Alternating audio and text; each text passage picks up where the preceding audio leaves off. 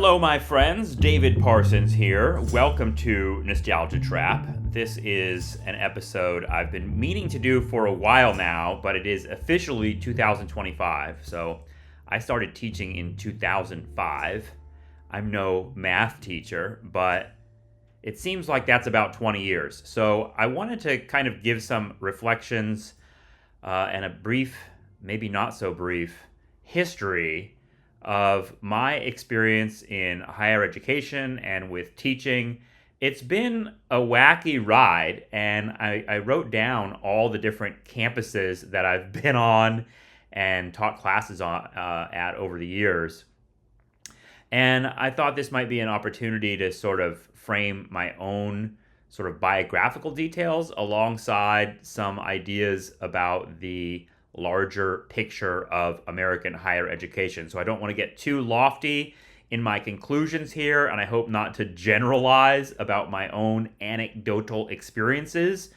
But I hope this is worth it to you, and I hope you stick around for the whole ride. If not, no big deal. It doesn't hurt my feelings. I don't know how entertaining this episode will be, but I'm kind of doing it in part for myself because I want to sort of get down the 20 years that I spent teaching before moving on to lawyer stuff as I've been doing in the last year or so.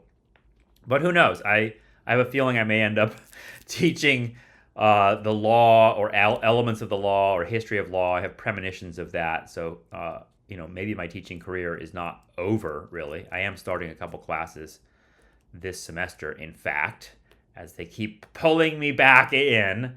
But let me get started. I did not expect to be a professor in my life, although I can actually remember a moment driving with my dad in maybe high school or college. We were crossing the bridge, actually, from Oxnard into Ventura. I think maybe on the way home from our mini trips together from Costco.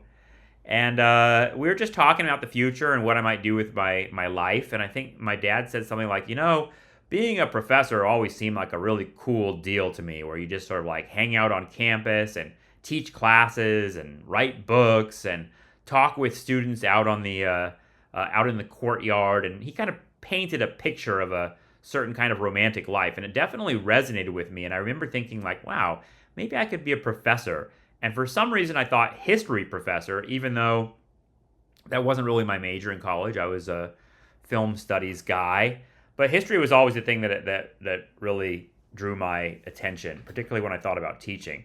So fast forward to me entering the City University of New York Graduate Center in 2004 to try to get a PhD in American history.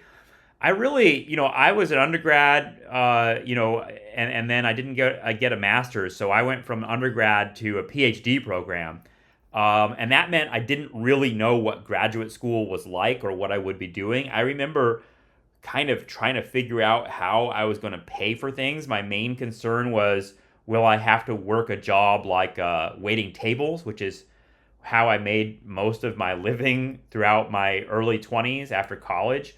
And I was sort of concerned by the idea of waiting tables through graduate school. I didn't really want to do that. But I discovered that, at least at the CUNY Graduate Center, they have a program where the graduate students actually work as professors at one of the CUNY campuses. And I was like, okay, that sounds good.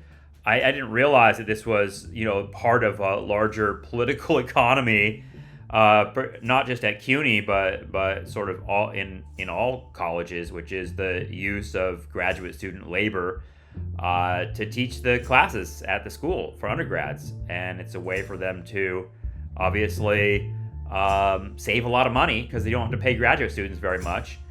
But that's the program I got drawn into, and I was really excited, and I didn't really think too much about the money, in part because I was like, well, I don't know how to teach, so if I get to make any money at all doing this and pay my rent with it, then that seems like enough, especially because I have no experience in this. And I thought to myself, well, as I go up the ladder, I guess I'll make more money.